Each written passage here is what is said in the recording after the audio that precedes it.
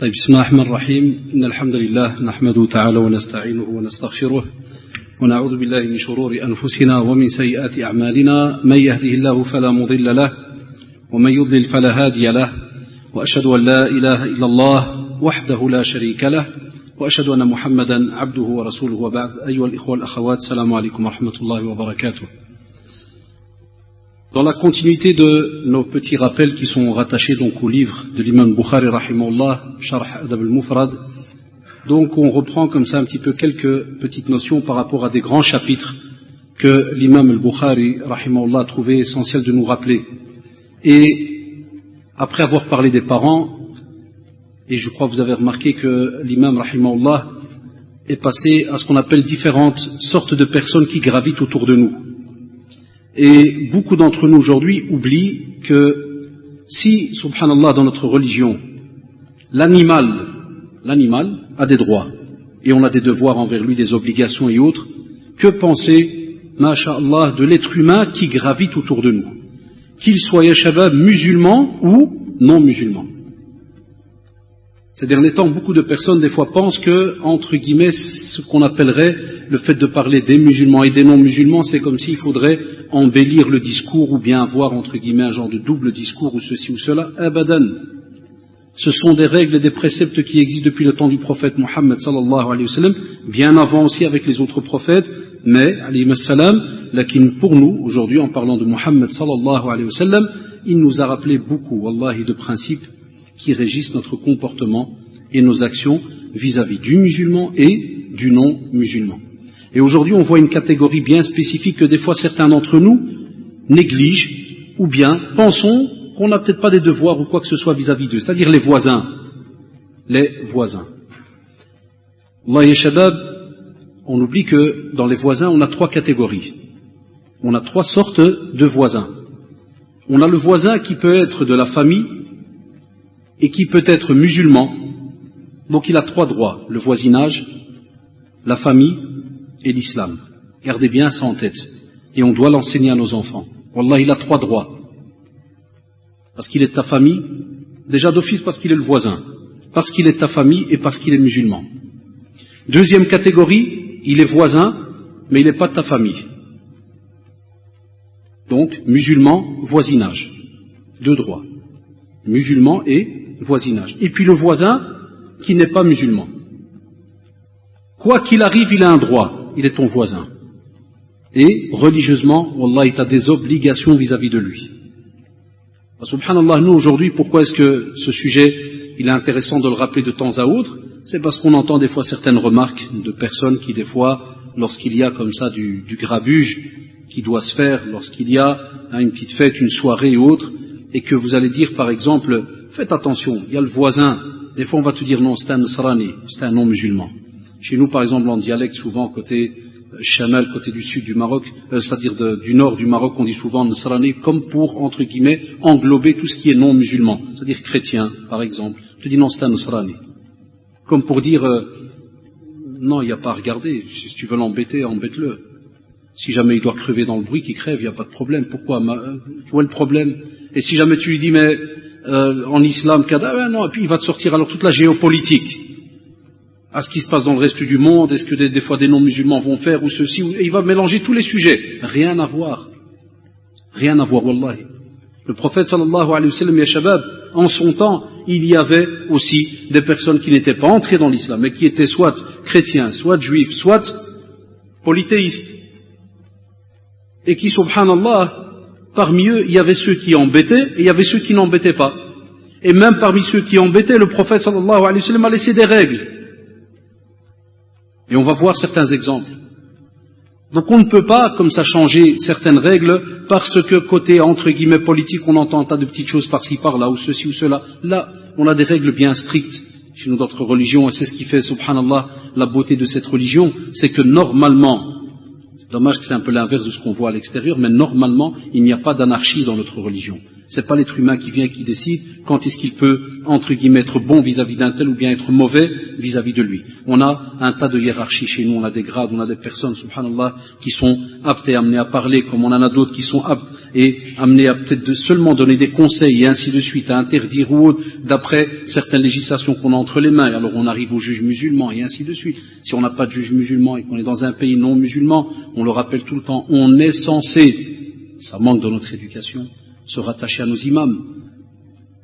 Comme, subhanallah, on oublie justement les grades qu'il y a et toute cette petite distinction qu'il y a entre les gens d'une communauté, c'est ce qui a fait qu'aujourd'hui, que lorsque tu dis à quelqu'un, voilà, eh bien, écoute les conseils de l'imam, par exemple, de la mosquée la plus proche de chez toi, ou ceci ou cela, tout le monde va entrer dans des détails et commence à te dire, mais où sont les imams aujourd'hui, où sont ceux-ci, où sont ceux-là?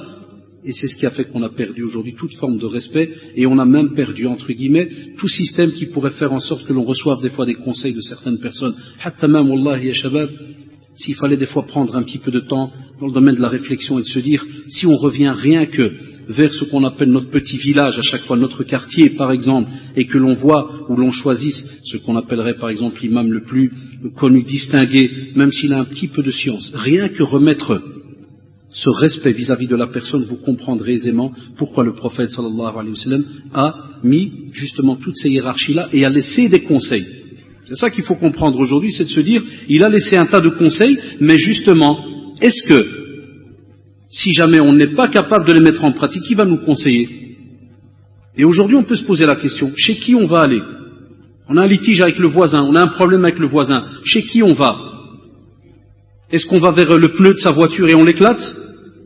Ou bien on attend par exemple spécialement le mois de juin dès qu'il va sortir sa nouvelle voiture et puis on lui fait une de ces belles griffes, un de ces autographes de la mort là, depuis l'arrière jusqu'au début de sa voiture? Ou bien on fonctionne avec qui? Avec notre cerveau, qui des fois, subhanallah, lorsqu'il est dans un état de colère, ne voit plus et ne différencie plus entre le bien et le mal. Donc on pourra parler aujourd'hui, vous allez voir, d'un tas de petits rappels donnés comme ça dans le domaine de l'éthique. Et justement, Adab al-Mufrad, ce livre, traite de l'éthique, de l'éducation du musulman. Mais nous sommes obligés, wallahi, nous sommes obligés de revenir vers certaines de nos références. Et il n'y a pas le choix. Lorsqu'on discute, on vient de revenir de voyage, et des fois, donc on rencontre certains mashaykh, et quand on leur dit, voilà, mais dans nos pays, par exemple, il n'y a que quelques savants, ça se compte sur les bouts des doigts, et on n'a pas l'occasion de les rencontrer, wallah, c'est étonnant. Il te dit, et vous n'avez pas d'imam à la mosquée? Regardez dans les pays où c'est encore resté une règle, où l'imam a un certain respect. Vous n'avez pas d'imam? Qui dirige la prière pour vous? Tu restes étonné. Un point où c'est la catégorie peut-être la plus basse aujourd'hui. C'est vrai ou pas? Je dis, si tu demandes à quelqu'un c'est quoi ton métier, il dit imam, franchement, est-ce que le visage va s'éblouir et les yeux vont commencer à scintiller en disant, mashallah, un des plus beaux métiers sur terre? Non, on va dire miskin. Wallahi à la seconde, miskin. Ah, frère, ah. Eh, Allah salam, qu'Allah t'aide. Inch'Allah, tu trouveras mieux. Wallahi. Ou que ton fils, il vient, dit, j'ai envie de faire imam. On va avoir un petit moment d'arrêt. On n'a pas été éduqué en ce sens. Et c'est pour ça, il suffit pas aujourd'hui de donner un tas de petites conférences sur les droits du voisin, les droits de l'épouse, les droits de l'époux, les droits des chats, les droits des ceci, les droits des cela, si, subhanallah, on n'accepte que ce qui émane de notre cerveau, de ce qu'on a décidé. On doit, les futures générations, revenir au fur et à mesure vers ces gens qu'Allah subhanahu wa ta'ala a mis sur terre et à qui il a donné certaines responsabilités. Et des fois, lorsqu'une communauté est shabab, même si on apporterait comme argument que certains ne veulent pas prendre leurs responsabilités et ainsi de suite, c'est parce qu'il ne faut pas oublier, il n'y a pas toute une communauté derrière. Il n'y a pas toute une communauté derrière. Et vous allez comprendre pourquoi ça touche le sujet, parce qu'on nous demande tellement de respect vis-à-vis de ce voisin, que normalement, si jamais on lui fait du mal, c'est grave. Donc si c'est grave, qui peut intervenir? On a besoin d'une référence. Donc il ne suffit pas de donner à nos jeunes un tas d'informations, leur dire voilà, il faut le respect de ceci, de cela, ça, mais il n'y a pas ce qu'on appelle un genre de référence, un référent même, personne vers qui on va aller, et que si jamais il te dit voilà, tu es en tort, accepte. Non. Aujourd'hui, c'est un manque immense dans la communauté, mais alhamdulillah, c'est un manque qui est très drôle. Pourquoi? Parce que c'est pas un manque qui, entre guillemets, efface et fait en sorte qu'il n'y a aucune référence. Non, elles sont là. On doit juste, entre guillemets, mordre un petit peu sur la chic et spécialement des fois sur notre ego et se dire il y a des gens qui sont présents et qui connaissent des fois un petit peu plus que nous. Est-ce qu'on peut les remettre à leur place comme il se doit et leur donner leur vraie place? Donc, ici dans le hadith numéro 101, l'imam Bukhari rahimahullah appelé le chapitre donc les recommandations à l'égard des voisins. D'après Aïcha radiallahu anha, le prophète sallallahu alayhi wa sallam a dit: Jibril alayhi salam ne cessa de me conseiller à l'égard du voisin jusqu'à ce que j'ai pensé qu'il allait être parmi les héritiers, rapporté par le Bukhari et Muslim. Donc il n'a cessé, Jibril alayhi salam, de me conseiller. Vous savez, à Shabab, je crois que certains ont déjà tilté, ont remarqué quelque chose d'immense. C'est que ce groupe de personnes qu'on appelle les voisins, qui va venir conseiller le prophète sallallahu alayhi wa sallam? Qui ça? Qu'est-ce qu'on a dit? Dites, c'est qui? On n'est pas au commissariat, Shabab, répondez, c'est qui? Vous avez peur de le dire? Jibril, voilà. Donc Jibril alayhi salam. Est-ce que Jibril alayhi salam vient et intervient et parle quand il veut? Non. C'est Allah subhanahu wa ta'ala qui l'envoie. Jibril alayhi salam ne décide pas de parler ou de faire ce qu'il veut quand il veut. Hasha lillah. Et Jibril alayhi salam, il va être envoyé par Allah subhanahu wa ta'ala pour conseiller, parler au prophète sallallahu alayhi wa sallam et lui demander quoi? Le respect du voisin. Ce qui veut dire que celui d'entre nous ici, quoi qu'il arrive, on est d'office des voisins en général. Wallah, et tout être humain qui, entre guillemets, vit dans une ville, est d'office un voisin. Tu es voisin par rapport à un autre. Et toi, quand je te parle, je te demande le respect du voisin. C'est-à-dire, on est d'office, nous, voisins de quelqu'un, et on est d'office, nous, entre guillemets, dans ce domaine du respect. Cette obligation de faire notre possible vis-à-vis de ce voisin. Et pour l'autre personne, nous, on est un voisin pour lui. De nouveau, il y a toute une interaction entre nous. Et qui va nous donner, mashallah, ce statut immense? Eh bien, Allah subhanahu wa ta'ala envoie Jibril alayhi salam. Nos savants nous disent, quand Jibril alayhi salam vient et parle au prophète sallallahu alayhi wa sallam, wallahi ya shabab, ça veut dire que l'affaire elle est grande. Déjà, rien que quand le prophète sallallahu alayhi wa sallam parle, la situation pour nous est déjà immense, importante, et on est normalement censé sauter sur l'information, sur l'occasion de gagner l'entrée au paradis. C'est le but de notre mise en pratique de la sunna du prophète sallallahu alayhi wa sallam. C'est de gagner justement un tas de hasanat, de points et autres qui vont justement nous aider à nous rapprocher du paradis. C'est comme ça que l'on voit justement la sunna du prophète sallallahu alayhi wa sallam. Il y a les jeunes, ne voyez pas la sunna du prophète sallallahu alayhi wa sallam comme un poids. Ce n'est pas un poids. C'est une clémence pour nous. C'est-à-dire qu'on nous demande, wallahi, de mettre en pratique quelques règles, quelques adorations par-ci par-là durant la journée. Vous avez remarqué, vous n'êtes pas entre guillemets dans la prière du matin au soir. On nous demande de mettre en pratique quelques petites choses et subhanallah, regardez le bénéfice après, le paradis. Est-ce que le paradis, billah alaykum, a la valeur de quelques petites actions que l'on fait aujourd'hui? Et même comme ça, Allah subhanahu wa ta'ala, le clément, le miséricordieux, te l'accordera, billah. Il te l'accordera. Pourquoi? Parce que voilà, il a une parole. Allah subhanahu wa ta'ala a une parole. Et lorsqu'il te dit, voilà, fais ceci, fais cela, soit du nombre de ceux qu'on appelle par exemple les craintifs d'Allah subhanahu wa ta'ala, les pieux, ceux qui sont rattachés à la bonté, l'excellence et ainsi de suite, tu remarques que la finalité, on gagne le paradis. Mais il y a des conditions. Il y a des conditions. Il faut absolument la sincérité. Donc maintenant, lorsqu'on va vous parler de ce respect vis-à-vis du voisin, il faut qu'il y ait une sincérité. Ça veut dire que lorsque tu es dans une démarche de respect, tu es sincère. Pourquoi? Pas spécialement pour le voisin, entre guillemets. Pas spécialement pour lui, mais vis-à-vis d'Allah subhanahu wa ta'ala. Car il y a là un acte d'obéissance. C'est comme cela que vous devez des fois voir les personnes qui sont autour de vous. Ou bien, entre guillemets, quand il s'agit d'animaux, ceci ou cela, vous devez voir cela comme un acte que vous faites pour plaire à Allah subhanahu wa ta'ala parce qu'il y a une demande émanant de lui. Subhanahu wa ta'ala. Et donc c'est une fierté pour nous. Et pas te dire, subhanallah, regarde le voisin comment il est, ceci, cela, et moi je dois. Tu oublies le je. C'est Allah subhanahu wa ta'ala qui te le demande. Et à ce moment-là, wallahi, l'action que tu vas faire, elle a un goût, elle a une saveur. C'est pour ça qu'aujourd'hui, des fois, on a beaucoup de jeunes peut-être qui pratiquent, mais ils n'ont pas de goût, il n'y a pas de saveur. Ils sont dans un automatisme. J'expliquais hier dans l'éducation des enfants, à la mosquée Sunna, je disais qu'on a perdu, avec nos enfants depuis qu'ils sont petits, l'explication du fond de l'acte d'adoration. Qu'est-ce qu'il y a dans le fond là? Est-ce qu'on te demande tout simplement quoi? Le respect, c'est-à-dire tu passes, tu lui casses pas la tête pendant 10 ans, tu es un bon musulman? Stop. Il y a une saveur. Il y a des petites règles qui, subhanallah, normalement, après quelques années, elles sont censées donner un fruit. C'est pas pour rien qu'on a des voisins qui se convertissent à l'islam. Wallahi, c'est pas pour rien qu'on a des personnes qui entrent dans l'islam par le comportement de leurs voisins. C'est-à-dire qu'on a senti de cette personne-là un plus. Ce n'est pas tout simplement quelqu'un qui passe, qui ne regarde pas le voisin, qui lui parle pas, et qui, entre guillemets, te dit, ben voilà, moi, je suis, machallah, bon avec lui, jamais je lui ai cassé la tête. Là, ça va plus loin. Il y a obligation d'avoir une interaction entre toi et lui. Vous allez le voir, c'est pas tout simplement le respect comme des fois nous on le croit, c'est le genre, je lui casse pas la tête, il me casse pas la tête. On est bon. Là, il y a des petites actions à faire.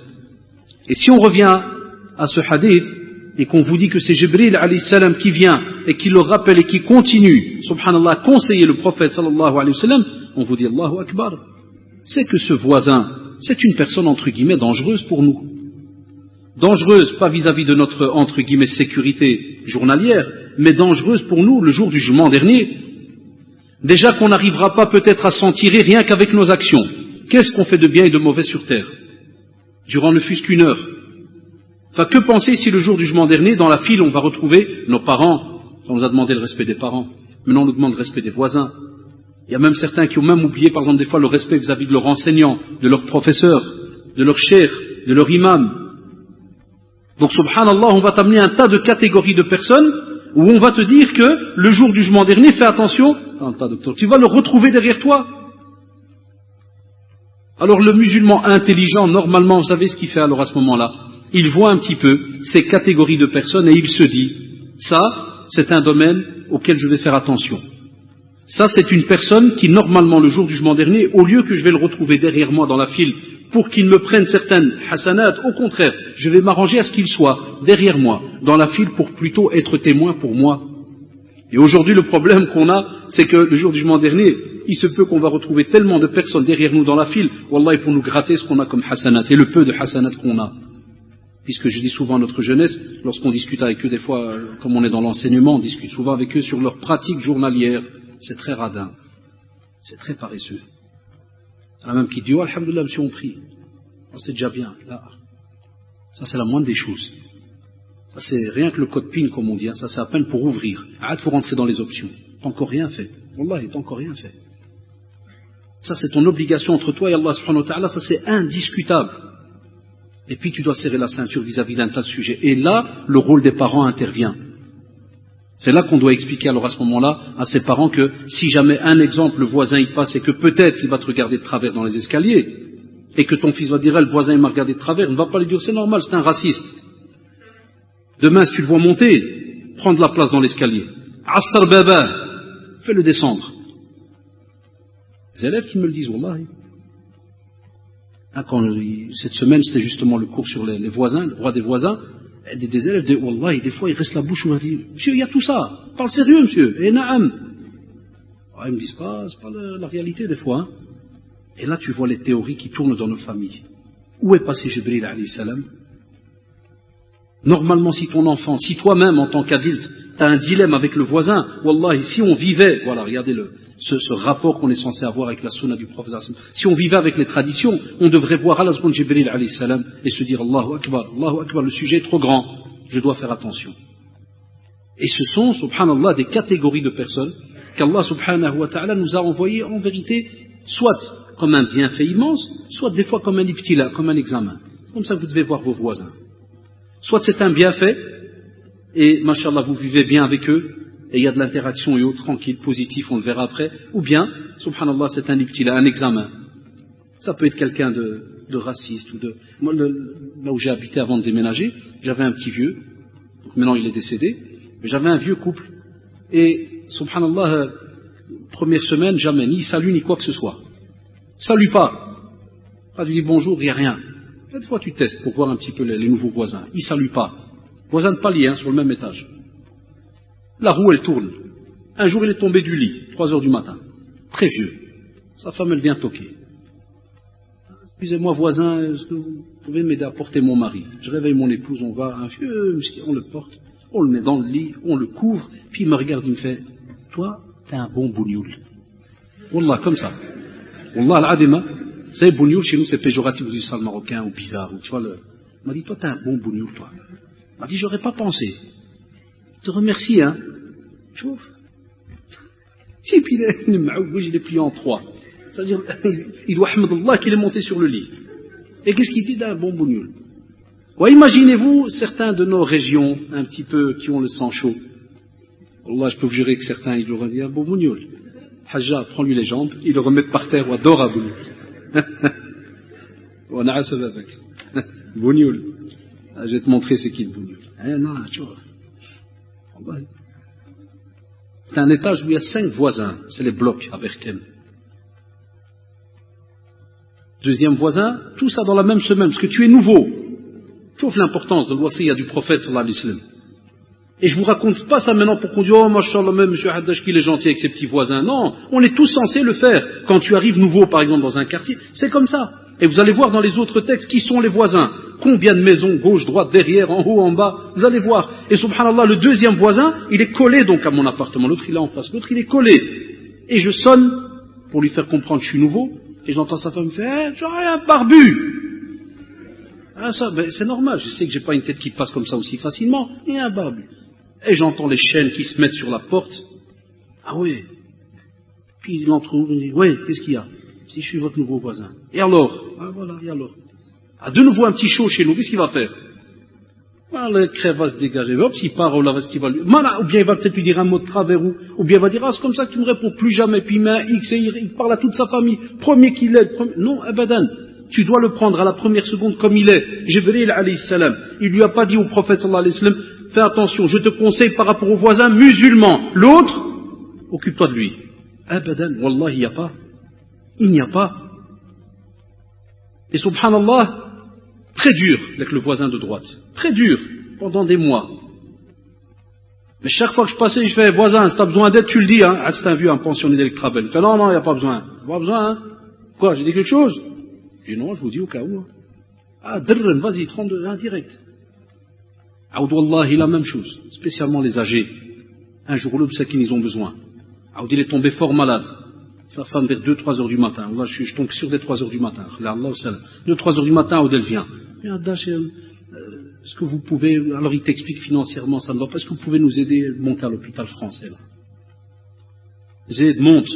J'arrive à l'hôpital, il me fait, ceux qui ont des voisins belges, ils savent de quoi je parle, parce que c'est comme ça dans la culture, c'est pas que c'est mauvais, mais ils ont cette habitude, très gentil, hein, il m'a dit, je vous dois combien? Je dis rien. Non. Ouais, pourquoi vous avez payé quoi? Ben, le trajet, je dis, mais non, c'est fou, quoi, il n'y a rien à payer. Et puis il me dit, au revoir. Je dis, non, je vous attends ici, parce que je dis, si vous sortez dans 1 heure, vous allez comment? Et je vous dois combien? Je dis, vous comprenez pas le français? Oui, je dis, vous devez rien. Vous allez attendre 1 heure. Je dis, ouais, j'attends. Et si j'ai ces 2 heures? Je dis, même si c'est 3 heures, on attend, hein. Il est revenu, il est monté, j'arrive à la maison, il m'a dit, vous n'êtes pas comme les barbus de la télé, hein. Tchouf, wallahi. Je ne sais pas comme les barbus de la télé, parce que j'ai dit à ma femme, ceux de la télé, c'est bizarre, c'est pas la même chose que celui-là. J'ai dit, quand vous avez dit ça? Il m'a dit, la première fois que je vous ai vu. J'ai dit à ma femme, c'est les mêmes types de la télé. Chauffe l'aise qui tourne dans la tête, et c'est la vérité. Mais toi, des fois, tu sais pas ça. Toi, des fois, tu viens avec ton idée, tu t'amènes, voilà, je suis le voisin, point bas. Là, on doit comprendre. Et c'est là qu'on voit, subhanallah, pourquoi il y a ce conseil qui est là. Parce que ce nouveau voisin, c'est une personne, subhanallah, qui a tout un vécu. Il a peut-être été maltraité par un autre, qui est peut-être de la même race que toi. Ça, on oublie ces détails-là. Donc, il ne faut pas des fois directement mettre un stéréotype, dire voilà, il est ceci, il est cela. Montre l'exemple. Et ce qui est beau, ne lâche pas prise. Pourquoi? Parce que tu es en train de mettre la wasiyya du prophète sallallahu alayhi wa sallam en pratique. Et c'est une wasiyya qui vient de Jibril alayhi salam, qui lui a été envoyée par qui? Par Allah subhanahu wa ta'ala. Comme le dit Aïcha radiyallahu anha. Donc c'est une fierté. Et un jour, subhanallah, je le rencontre, donc ce type de droite-là, je le rencontre tout énervé à l'entrée de l'immeuble. Écoutez bien, tout énervé, je dis, monsieur Willy, qu'est-ce qui se passe? Et il m'a dit, j'allais me battre à cause de toi. Puis comment ça? Il m'a dit, j'étais au café, il m'a dit, certains racistes, ils ont commencé les Arabes, je leur ai dit, écoutez, les Arabes, ils sont tous mauvais, mais il y en a un chez moi, il est bon. C'est comme ça, Allah, tu vois ce qu'il fait, il y en a un chez moi, il est bon. Alors vous parlez pas et je dis alors, elle m'a dit, ils sont levés, ils voulaient me frapper, subhanallah, jusqu'où ça peut aller. Voilà, ça tu viens de gagner un point immense. Après vient tout le côté de la da'wa. Des fois il y a de la da'wa passive. Rien qu'en montrant des fois certaines choses, et c'est ce qu'il y a eu après des fois, des petites périodes, lui-même commence à te demander, des fois il te dit, pourquoi vous faites ça, vous faites? Qu'est-ce que vous gagnez derrière? J'aurais appelé un taxi, j'aurais peut-être payé 100 €. Pourquoi vous? Et tu lui expliques, voilà, nous on a le paradis, ceci, on a des bénéfices, on a. Petit à petit, sans tu commences à t'asseoir, alhamdulillah. Non, très simple, 2-3 petites phrases, et au fur et à mesure. Et vous allez voir, petit à petit, et après quelques années, machallah, des fois les débats commencent, et on a eu des voisins qui sont, alhamdulillah, convertis à l'islam. C'est un des rêves qu'on a chacun d'entre nous, de pouvoir être l'intermédiaire, de recevoir ce bienfait venant d'Allah subhanahu wa ta'ala, de pouvoir ouvrir les yeux à quelqu'un et qu'il fasse qu'il revienne vers Allah subhanahu wa ta'ala. Eh bien sachez wallahi, une des portes qu'Allah subhanahu wa ta'ala vous a données, c'est le voisin. Wallahi shabab, on n'imagine pas quel bénéfice immense de pouvoir vivre en ayant des voisins. Même si, je le répète encore une deuxième fois, ils sont mauvais. Même s'ils sont mauvais, est-ce qu'il y a des hasanats ou pas par rapport à ta patience? Wallah, il y a des hasanats, puisque tu mets en pratique justement les textes qui te sont donc donnés. Et ça, c'est un point important. Aussi, dans ce même hadith, si on va plus loin dans les leçons à tirer, il dit, sallallahu alayhi wa sallam, j'ai pensé qu'il allait être parmi les héritiers. Et vous savez très bien que nous, dans le domaine de l'héritage, subhanallah, c'est codifié.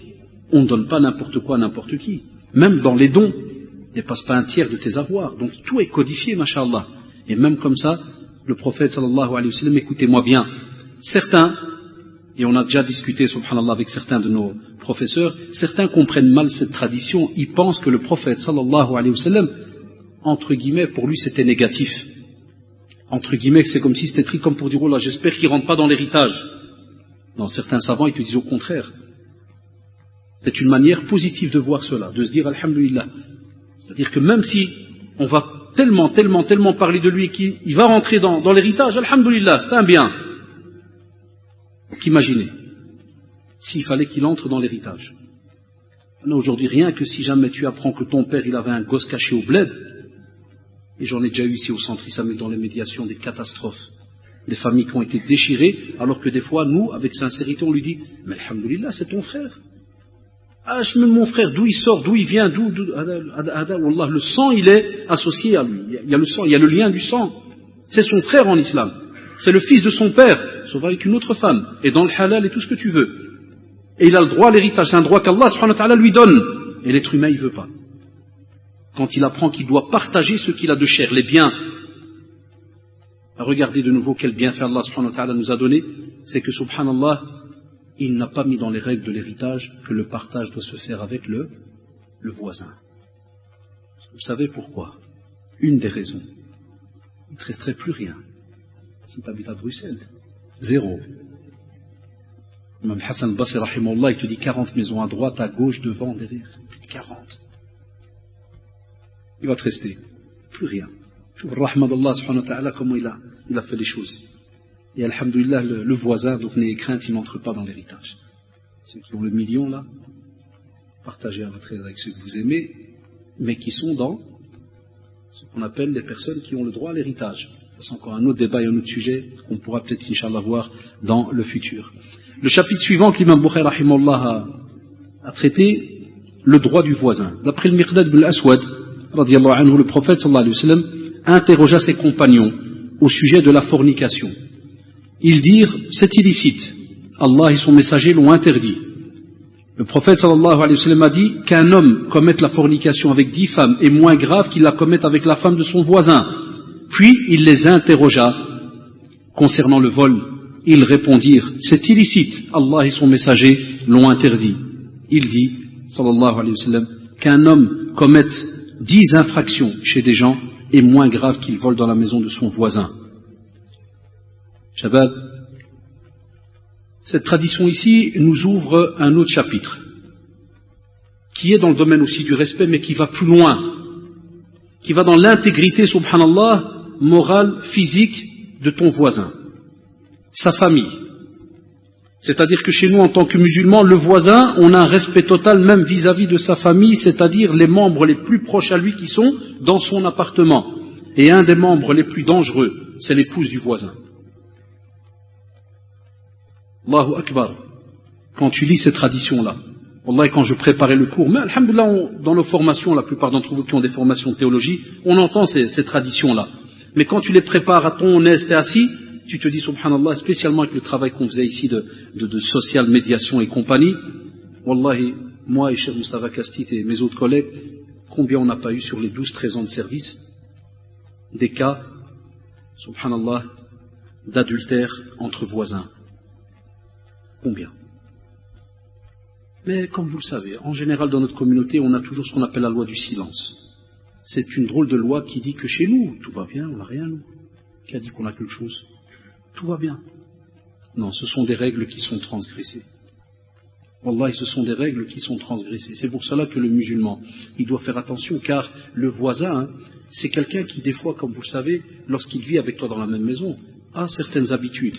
Des fois, il est aussi un peu à l'aise. Des fois, il peut arriver que l'épouse du voisin sort dans le palier pour prendre quelque chose ou mettre quelque chose ou ceci ou cela. Il faut qu'il y ait un respect.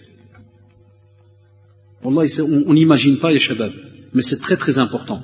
Parce que c'est des personnes avec qui tu vis des fois toute ta vie et tu vas les voir, les rencontrer. Tu vas les croiser. Il faut qu'il y ait un respect. Les mêmes règles d'usage, baisser le regard, respect et autres, wallah, elles se retrouvent, et des fois même quand on décortique cela et qu'on voit les commentaires dans d'autres ouvrages, ça va encore plus loin avec le voisin. À un point, comme on le voit, et le hadith il est authentique, il est dans Silsila Sahiha, c'est qu'on te dit que la valeur négative, wal'a'idhu billah, de cet acte, elle vaut 10 fois plus que des fois un acte, par exemple, de fornication ou de vol commis chez d'autres personnes. Le tout est haram, vous le savez. Ça ne veut pas dire que quelqu'un va se dire « Ah, c'est comme ça !» Donc si moi je sors avec une là, gauche à droite, alhamdoulilah, je ne suis pas encore arrivé au niveau de là. Non, non. C'est pas un rappel en ce sens qu'on vous fait. Mais c'est pour vous dire que haram, c'est haram. Mais dans le haram, il y a des degrés. Et vous savez très bien, par exemple, c'est une parenthèse, maintenant là, beaucoup de jeunes sont partis de l'Umrah, par exemple, maintenant en avril, eh bien, on rappelle souvent dans les petits rappels avant de partir, on vous dit qu'un acte illicite fait, par exemple, devant la Kaaba, est-ce qu'il a la même valeur qu'un acte qui est fait sur la place du Parvis ici à Molenbeek? Non.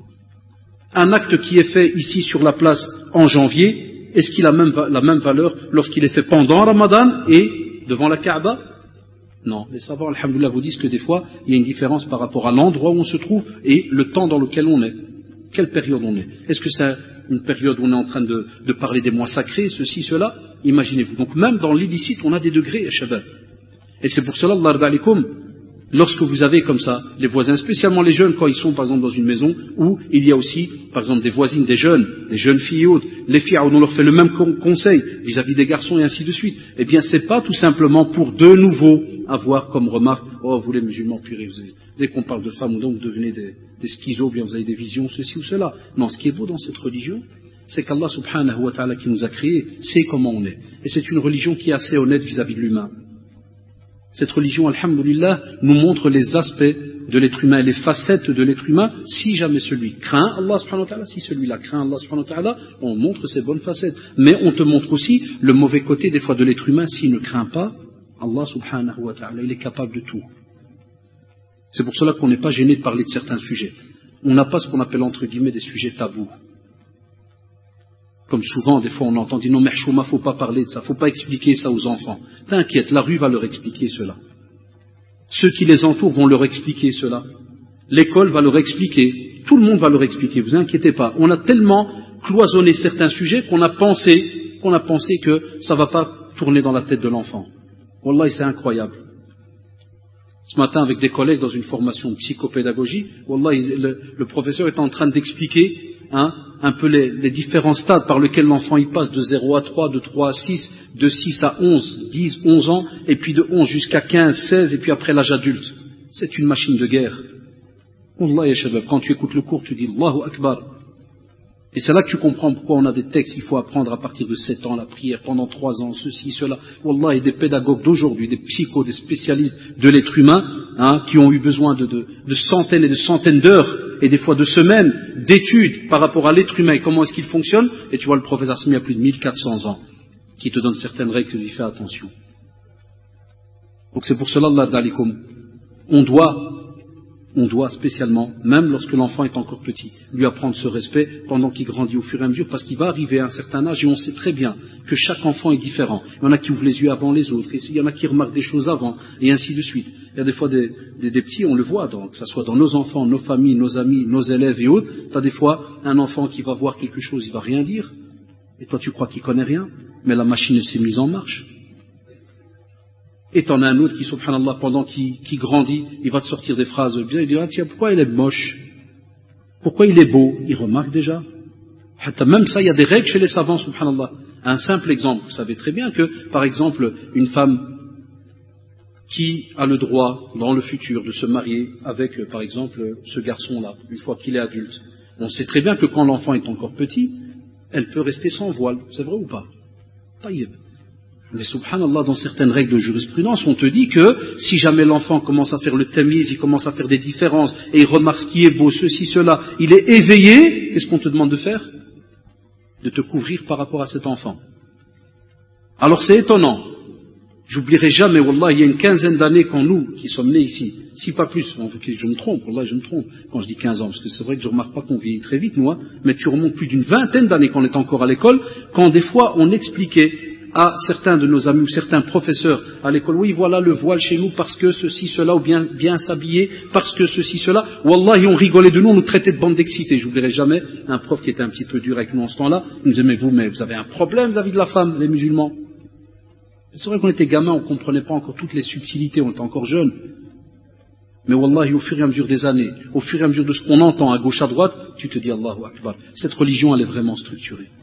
Cette religion, wallah, elle a un aspect incroyable qui fait que tu ne pourras la comprendre que si vraiment tu structures tes connaissances et tu avances et tu étudies l'humain au fur et à mesure. Et tu vas voir que, subhanallah, tous les stades de la vie du musulman ont été structurés, mais d'une manière, wallah, comme une horloge. On ne laisse jamais un être humain dans le vide. Si tu vas chez les spécialistes de l'éducation dans le monde musulman, tu vas trouver pour chaque âge, wallah, tu vas trouver un commentaire. Et alors, dès qu'on l'apprend à l'enfant depuis qu'il est petit, nous on oublie que le temps passe très vite. Le petit demain est grand. S'il a acquis certains comportements depuis qu'il est petit, alhamdulillah, ce genre de tradition, bi'idnillah, on n'aura pas affaire au côté négatif qui est cité. Et si jamais on a laissé les choses comme on le voit des fois, entre guillemets, dans beaucoup de nos familles, c'est-à-dire qu'on laisse l'enfant graviter au fur et à mesure autour de soi, pas de conseil, ou bien des fois on se dit, non, on va attendre quand il va être grand. Des fois on entend ça, des fois il m'arrive avec certains amis de lui dire, tiens, parle avec ton fils de tel et tel sujet, parce que tu as remarqué des choses à l'extérieur. Qu'est-ce qu'il va te dire? Monsieur Hadda, je ne peux pas accélérer les choses. Il est encore petit. Chez nous, chez les Maghrébins, tout le monde est stitou. Stitou chez les Tangérois, c'est petit. Quand tu peux avoir une fille de 28 ans, 2 mètres, taille d'une porte, et son père va dire, qu'est-ce qu'il a stitois? C'est pour les filles, c'est stitois, c'est petite. Toujours petit. Il n'y a pas de petit. Petit devient vite grand. Et des fois, même petit, il est vite intelligent. Tu serais étonné. Eh bien, Allah d'alikum, ce point-là, il ne faut pas hésiter. Des fois, on doit, masha'Allah, rappeler ces principes dans notre famille, même avec nos enfants, le rappeler, baisse le regard, fais attention si tu vois la voisine sortir pour des fois, parce que des fois, écoutez-moi bien, Shabab, est-ce qu'on pense que tous les voisins sont vraiment pratiquants comme il se doit? Nous, on le voit des fois dans certains quartiers, parce qu'on a déménagé quand même plusieurs fois, on le voit dans certains quartiers. Des fois, même nous adultes, tu vas par exemple à ton balcon à l'arrière de la maison, et tu vas te mettre au balcon 2 minutes, tu as envie de respirer 2 minutes. Mais on a aujourd'hui des gens qui ne savent pas que si jamais la femme elle sort de son appartement pour aller au balcon pour peut-être mettre de l'eau sur ses fleurs, elle met son hijab. Par exemple pour celles qui se voilent, il y a certains qui disent, je ne suis pas sorti dehors. Parce que le dehors c'est quoi? C'est la rue. Alors toi tu baisses le regard ou bien quoi? En été, encore quand il fait froid, même ceux qui sortent sur le balcon là, ils sont bien habillés, ils mettent la veste, ils mettent ceci, ils mettent la capuche et en été, où sont les regards? C'est pour ça qu'on apprend cela à nos enfants au fur et à mesure, pour qu'arriver à l'âge adulte, notre âge là maintenant, alhamdulillah, la personne fait attention à l'âge parce qu'on est des êtres humains. Si tu ne contrôles pas le regard, eh bien, cette tradition, elle te met en garde, elle te dit fais attention. Il pourra arriver telle et telle chose. Et sache que cette chose-là, alors elle est plus grave que, subhanallah, le fait d'avoir commis la fornication avec une autre personne qui n'a rien à voir avec le domaine du voisinage. Mais je le rappelle une dernière fois, tout reste dans le domaine de la gravité, sauf, subhanallah, la graduation est différente. Puis il est passé, rahimahullah, par le chapitre qu'il a appelé « On commence par le voisin ». Ça veut dire quoi? Eh bien, dans le hadith 105, selon Abdullah ibn Amr, radiyallahu anhu, on égorgea pour lui une brebis. Ensuite, il demanda à ses enfants, en avez-vous offert à notre voisin juif? En avez-vous offert à notre voisin juif? 2 fois d'affilée. Il dit, j'ai entendu le prophète sallallahu alayhi wa sallam à dire, Jibril n'a cessé ou ne cessa de me conseiller à l'égard du voisin jusqu'à ce que j'ai pensé qu'il allait être parmi les héritiers. Hadith authentique rapporté par Abu Daoud et Tirmidhi. Chouf. Abdullah ibn Amr. Donc on va égorger une bête, on prépare, et il va leur dire, est-ce que vous avez donné à notre voisin, qui est quoi? Juif. Aujourd'hui c'est vrai, on le sait très bien dans la tête de chacun d'entre nous. C'est un peu normal à cause des médias, tout ce qu'on entend, ceci, cela, conflit, comme vous le savez, en Palestine. Il y a un tas de remue-ménage de par le monde, et nos jeunes, beaucoup d'informations ne sont pas structurées. La preuve, c'est des réalités, il ne faut pas faire semblant d'eux. Si tu prends un jeune aujourd'hui, tu lui dis le mot juif, c'est tout direct, qu'est-ce qui se passe? Parce c'est tout, il y a un dossier qui est dans la tête. Ce dossier, il est dedans, il est dans le disque dur. Comment réagir avec ce dossier? Allahu ta'ala alam.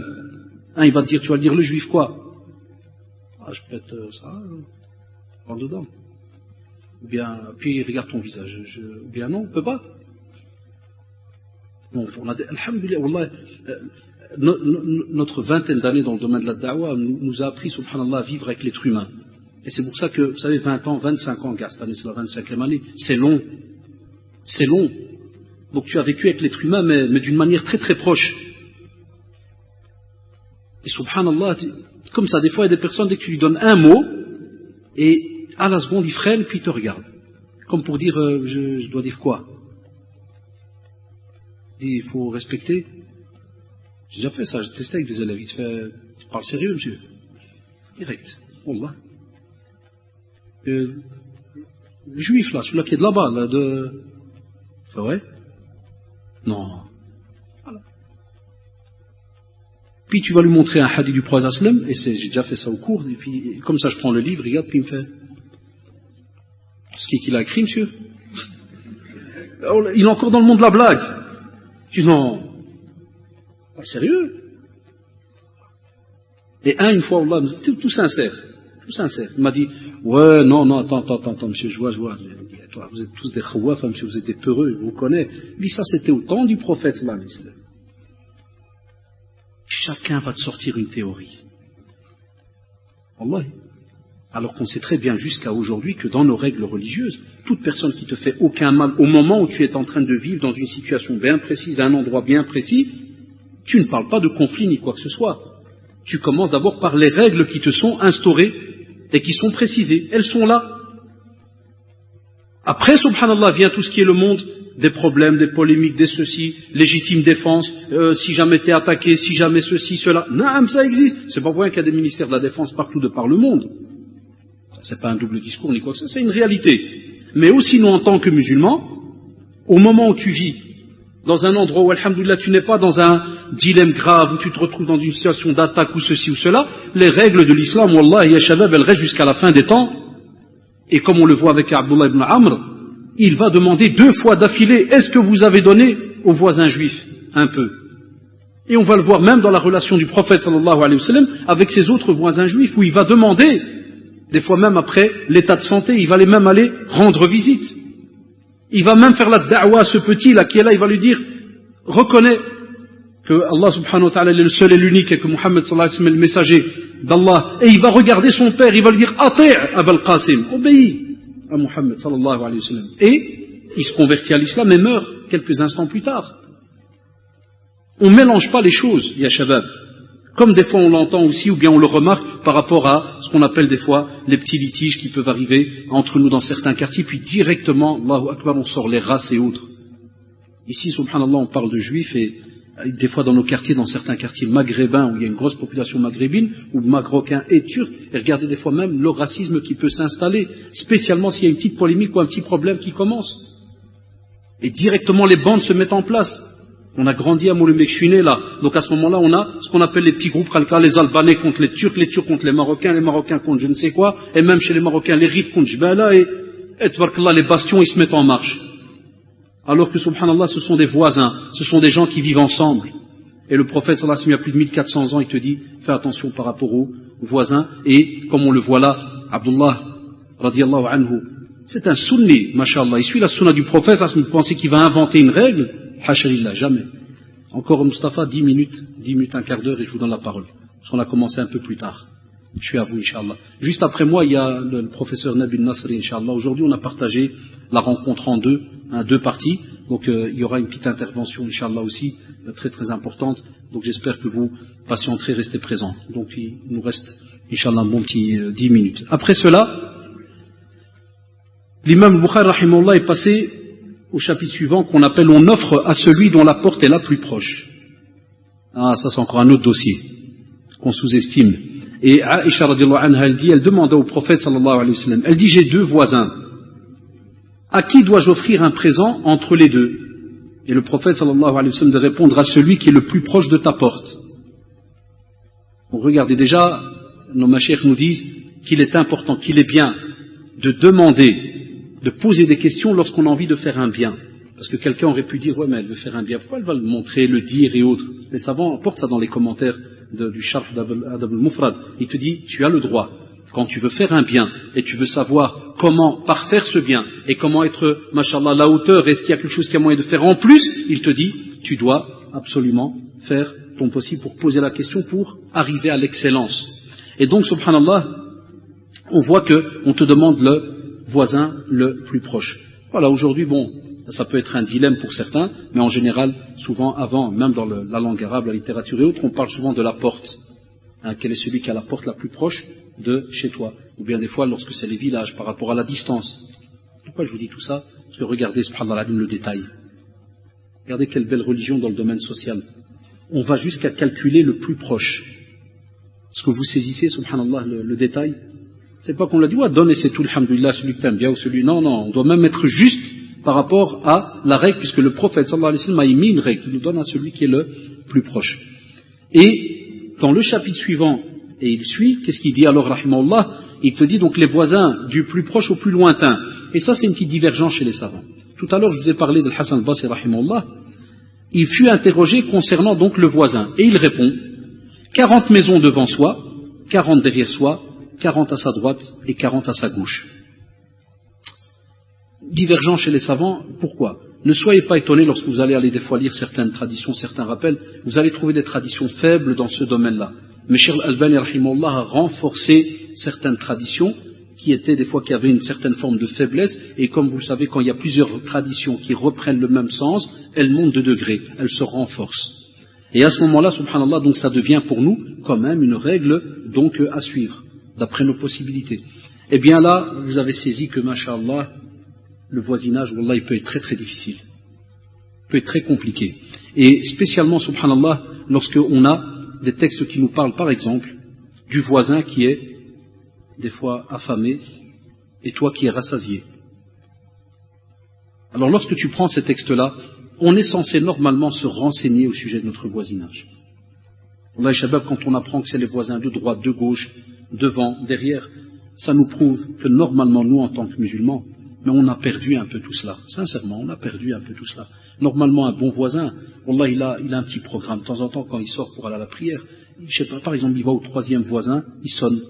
Salam alaikum, je suis le voisin d'à côté. Tout va bien, vous manquez de rien, alhamdoulilah, bikhair, kada. Par exemple, est-ce qu'on fait ça, nous? C'est pour ça que nous, on vit dans le stress. Notre programme, on l'a rempli que de piston, que de courir. Travail. C'est pour ça que les gens, ces derniers temps, t'as remarqué le côté humain, il a fort diminué. On est des stressés de service. On fait que courir. Métro, boulot, dodo, comme il disait, c'est une réalité. Alors que, subhanallah, si on revoyait un petit peu rien que ce côté-là, je vous assure, ça rajoute un petit peu de sel dans notre vie. Wallah, c'est quelque chose qui, mashallah, fait en sorte que les liens, et spécialement, je donne un simple exemple, il nous arrive même ici, dans le centre islamique, je me rappelle quand on travaillait ici, combien de fois il arrive que des fois des voisins, donc moi j'habite pas ici, mais je travaillais ici, des fois les voisins, je les entendais parler dans la première rangée, il te dit, Allahu Akbar, le Hajj un tel est mort depuis 3 mois, on vient de l'apprendre. Eh bien ça, on n'entend pas ça dans nos familles. Des fois dans ce qu'on appelle notre voisinage. Des fois, après un an, on dit, tiens, un tel, on l'a pas vu depuis des mois et des mois. Et puis tu entends, ah, t'es pas au courant, il est mort l'année passée. Subhanallah. On se demande même pas qu'est-ce qui se passe à gauche à droite. Alors que dans les textes, subhanallah, on te demande même, écoutez bien, Abu Dharr radiallahu anhu, il dit, mon ami intime, c'est-à-dire le prophète sallallahu alayhi wa sallam, m'a recommandé 3 choses. Écouter et obéir. Même un esclave aux membres amputés, rajouter de l'eau dans la sauce, écoutez bien, c'est le plus important pour la tradition, entre guillemets, pour aujourd'hui, il dit rajouter de l'eau dans la sauce du bouillon lorsque je prépare un repas, puis me rendre chez un de mes voisins afin de lui en donner, et accomplir la prière durant son temps, même si je trouve l'imam l'ayant déjà terminé. Ainsi, soit tu l'auras préservé, soit tu en auras accompli une surérogatoire. Allahu Akbar. Rajouter du bouillon.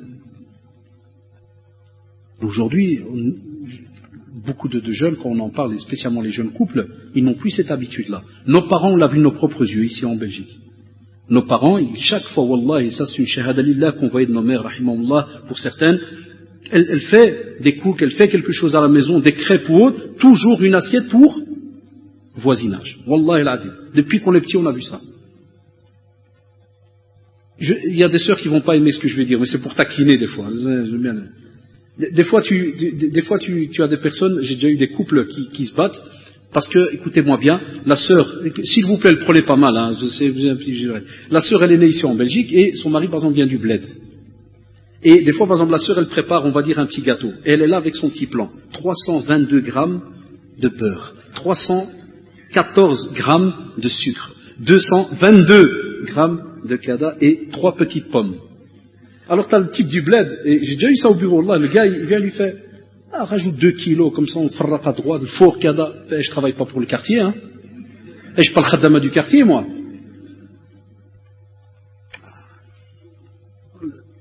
Ça existe. On a perdu ce... J'espère que ma femme n'écoutera pas l'enfant. Non, alhamdoulilah, elle fait pour le voisinage. Non, Allah, elle fait pour le voisinage. C'est encore la première génération, mon épouse. Elle est nouvelle, il faut rajouter un peu de liquide. Un peu de beurre et un peu de... Non, moi, je le dis en rigolant, parce que wallah, c'est des réalités. Il y en a qui se battent à cause de cela. Et là, je vais taquiner encore plus loin, je sais que je vais faire lyncher aujourd'hui, vous savez, spécialement quand elle prépare les nouveaux plats d'aujourd'hui. Ça veut dire 2 crottes de purée avec un céleri et un petit carré de bœuf. Mais avec qui tu vas partager? Déjà, ton mari va te manger. Si jamais c'est un mec qui travaille dans le froid. Et wallah, il va te manger. Et toi, tu dis, il faut partager le bouillon. Quel bouillon elle va partager? Ton petit carré de... C'est une parenthèse. Mais tu veux être de ceux qui veulent rajouter un petit peu des petites hasanat gratuitement, comme ça vite fait. Les shabab, faites votre possible pour rajouter un petit peu dans vos préparations. Et des fois, on vous dit faites attention parce qu'il peut arriver que le voisin, wallah, c'est des réalités aujourd'hui. Avec la crise, c'est la vérité. Chacun d'entre nous, même moi qui vous parle, wallah, il arrive des fois qu'il y ait des fins de mois, par exemple compliquées et autres. Ouah, faut être honnête, ça fait plaisir quand des fois on entre en visite avec une assiette. C'est vrai ou pas? C'est humain. Et si le prophète en a parlé, c'est de la révélation. C'est qu'Allah subhanahu wa ta'ala nous connaît, c'est que ça fait plaisir. Et pour terminer, c'est le chapitre ne pas nuire à son voisin. Et là, je termine avec le hadith d'Abu Hurayra radiyallahu anhu. Il dit, on a dit au prophète sallallahu alayhi wa sallam, Ya Rasulallah, telle femme se lève la nuit pour prier, jeûne la journée, donne l'aumône, mais elle cause du tort à ses voisins par sa langue. Le prophète sallallahu alayhi wa sallam répondit, il n'y a pas de bien en elle, elle fait partie des gens de l'enfer. Il dit ensuite, et telle autre femme accomplit ses prières obligatoires, donne en aumône du fromage, en croûte par exemple, et ne cause aucun tort à quiconque. Le prophète a dit, à ce moment-là, elle fait partie des gens du paradis. Et on a même, subhanallah, le fameux texte d'Abu Hurayra radiyallahu anhu qui dit, un homme a dit, Ya Rasulallah, j'ai un voisin qui me fait du tort. Il a dit, va, écoutez bien, subhanallah, il a dit, va et sors tes affaires sur le chemin. Sors tes affaires de la maison et dépose-les sur la rue. La personne s'en alla et sortit ses affaires sur la voie publique. Les gens se rassemblèrent autour de lui et demandèrent, que se passe-t-il? Il répondit, j'ai un voisin qui me cause du tort. Je suis allé voir le prophète, il m'a dit, va et sors tes affaires sur le chemin. Alors ils dirent, oh Allah, maudis-le et avilis-le.